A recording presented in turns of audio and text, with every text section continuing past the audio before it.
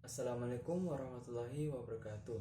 Perkenalkan, nama saya Muhammad Farhan Akbar Arifah dengan NIM G02120106. Saya dari kelas Agribisnis C, dari kelas Pengantar Ilmu Pertanian kelas C.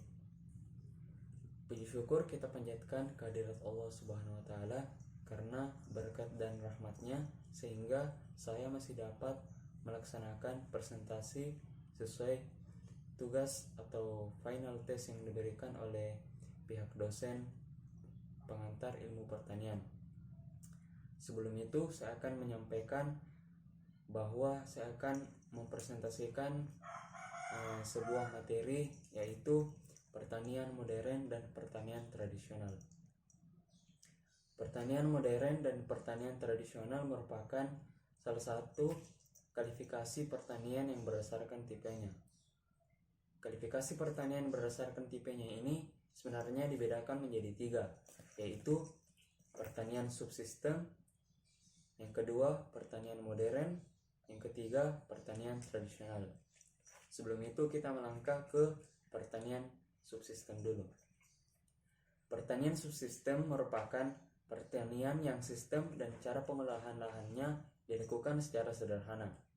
Pertanian subsistem juga dikenal dengan sebutan pertanian swasembada, yang dimana petani lebih fokus pada usaha dalam membudidayakan bahan pangan dalam jumlah yang cukup.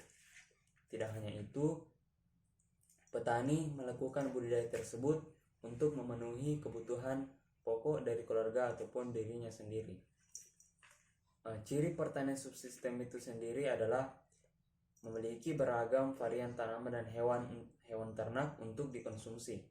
Bahkan kadangkala juga pertanian subsistem membudidayakan serat untuk bahan bangunan maupun pakaian. Misalnya seperti padi, jagung, ternak ayam yang dipelihara dengan tujuan untuk konsumsi sendiri, tidak ada maksud untuk dijual ke pasar. Kita melangkah ke pertanian modern. Pertanian modern adalah praktik pertanian yang menggunakan ilmu dan teknologi terkini untuk meningkatkan efisiensi, efektivitas proses sekaligus mengurangi input sumber daya alam seperti lahan, air, dan energi.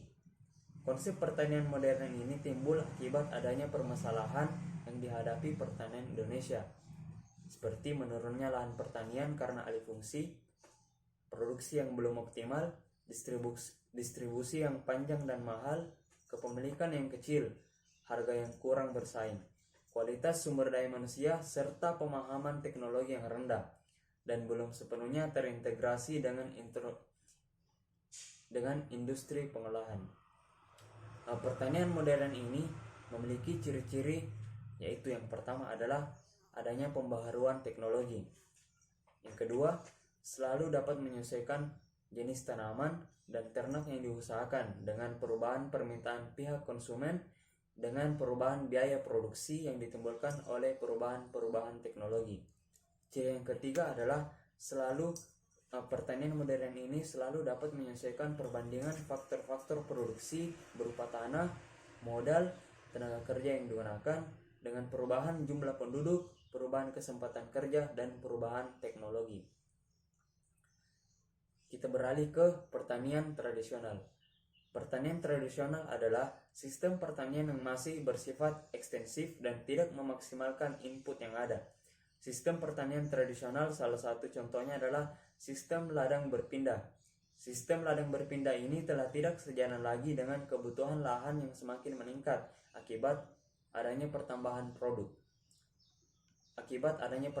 penduduk.